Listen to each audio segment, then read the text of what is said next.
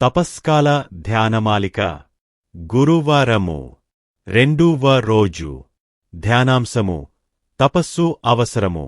ఒకనొక దినమున జేసువు ప్రజలకు బోధించుచు వారితో మీరు తపస్సు చేయని పక్షమున మీరు సర్వనాశనమయ్యెదరని చెప్పియున్నారు.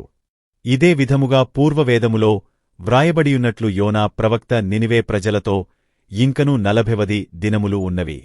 మీరు తపస్సు చేసి మీ నడవడికను మార్చుకోని ఎడల మీ పిల్లపాపలతో సహా ఈ నినివే పట్టణము నాశనమగునని దేవుని వాక్యముతో హెచ్చరించుచున్నాను అని చెప్పియున్నాడు.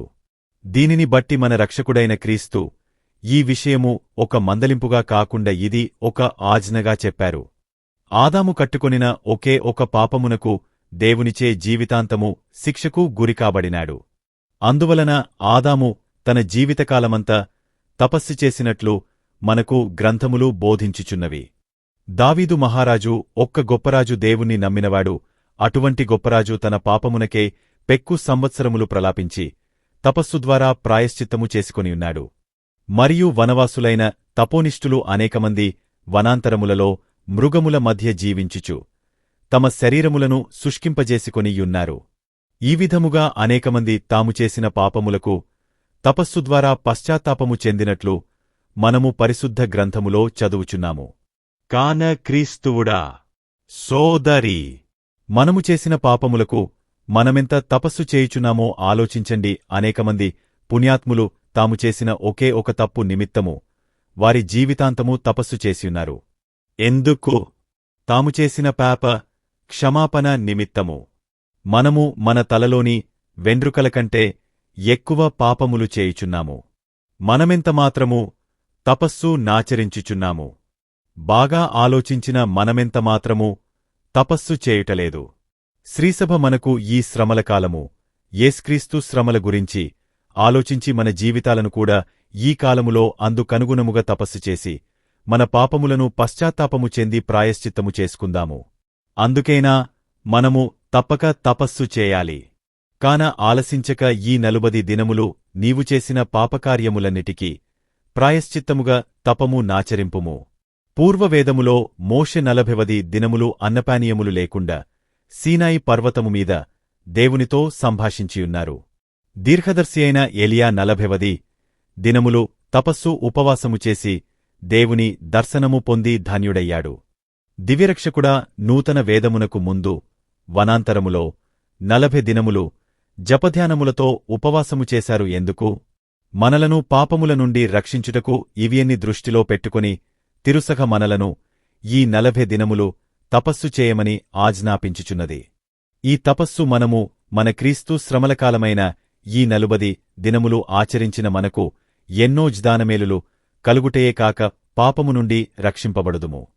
పూర్వవేదములో మోషే 40 దినములు అన్నపానీయములు లేకుండా సీనాయి పర్వతము మీద దేవునితో సంభాషించియున్నారు. దీర్ఘదర్శి అయిన ఎలియా 40 దినములు తపస్సు ఉపవాసము చేసి దేవుని దర్శనము పొంది ధన్యుడయ్యాడు. దివ్యరక్షకుడా, నూతన వేదమునకు ముందు వనాంతరములో 40 దినములు జపధ్యానములతో ఉపవాసము చేశారు ఎందుకు? మనలను పాపముల నుండి రక్షించుటకు ఇవియన్ని దృష్టిలో పెట్టుకుని తిరుసగ మనలను ఈ 40 దినములు తపస్సు చేయమని ఆజ్ఞాపించుచున్నది.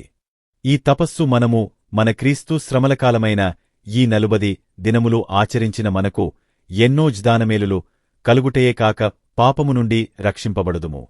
కాని తిరుసభ 2వ వాటికన్ సమావేశములో మనకు మన దేశవాతావరణము దృష్టిలో ఉంచుకుని విభూది బుధవారము చివర శుక్రవారము యువతీ యువకులందరూ అనగా 18 నుంచి 21 సంవత్సరాలు వయస్సుపై వారందరూ విధిగా శుద్ధభోజనము ఉపవాసము ఆచరించాలని చెప్పియున్నది.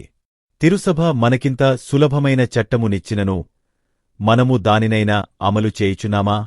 మనమెక్కువ పుణ్యఫలములు పొందవలయునన్న తిరుసభ ఆచరించాలి. చట్టము చాలదు. మనము ఈ 40 దినములు ఉపవాసమును ఈ తపస్సు కాలములో పాపము విసర్జించిన మాత్రము చాలదు. మన శరీరాన్ని సుఖభోగాల నుండి మరలించి కొంత శుష్కింపజేయక్రి మనలోని దురాశలను అణచివేసి మన శరీరాన్ని నిగ్రహించుకోవాలి. మరియు ఈ 40 దినములు ముఖ్యముగా బీదలకు సహాయపడాలి. నీ అంశమును అన్నార్తులు అనగా ఆకలిగానున్నవారికి ఇవ్వాలి. బానిసలకు స్వేచ్ఛ ఇవ్వాలి.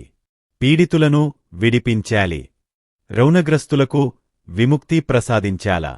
వస్త్రహీనులకు వస్త్రదానము చేయాలా. నీ మనస్సు ఎల్లవేళల దేవునివైపుండాల. దేవుని పూర్ణ మనస్సుతో, పూర్ణహృదయముతో, నిలకడతో, నిశ్చలముగా ధ్యానించాలి. అప్పుడే నీవు అన్ని విధముల రక్షింపబడతావు. నోవా ఏ విధముగా 40 దినములు తరువాత జలప్రళయము నుండి విముక్తి చెందెనో అదే విధముగా ఈ 40 దినములు ఉపవాసములతో, తపస్సుతో దేవుని ప్రార్థించిన నీవు కూడా రక్షింపబడి మోక్షాన్ని చేరగలవు. మన ఈ 40 దినముల తపస్సు వలన దేవుని కోపమును శాంతపరచుటయేగాక మనము చేయు పాపములకు మనకు వచ్చే శిక్ష నుండి కూడా తొలగింపబడగలము. ఒక స్వల్ప తప్పిదమునకు మన ఆత్మలు ఉత్తరించు స్థలములో ఎన్ని దినములు శిక్షననుభవించాలని, ఎన్నో బాధలు అనుభవించాలని తిరుసహ చెప్పుచున్నది. అట్లైన ఏడల మనము కట్టుకునే అనేక పాపములకు ఎంత శిక్ష అనుభవించవలెనో ఊహించగలవా?